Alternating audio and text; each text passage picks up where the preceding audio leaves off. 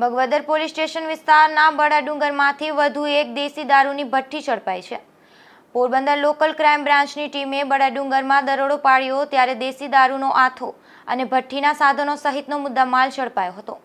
પોરબંદર જિલ્લા પોલીસના ઉચ્ચ અધિકારીઓએ દેશી વિદેશી દારૂની બદીને નેસ્તનાબૂદ કરવાની સૂચના આપી હતી। જે દરમિયાન પોરબંદર એલસીબી સ્ટાફ બરડા વિસ્તારમાં પેટ્રોલિંગ કરી રહ્યો હતો। તે દરમિયાન બાતમી મળતા માલક નેશથી દક્ષિણે બડાડુંગરની ટેકરી પર પથ્થરની આડમાં રાણના ઝાડ નીચે ચાલી રહેલી દેશી દારૂની ભઠ્ઠી પર દરોડો પાડ્યો હતો। કાટવાણા ગામની સીમમાં રહેતા ભરતભાઈ રૂડાભાઈ ગુરગુટિયા નામના શખ્સ સંચાલિત આ ભઠ્ઠીનો પોલીસે નાશ કર્યો હતો।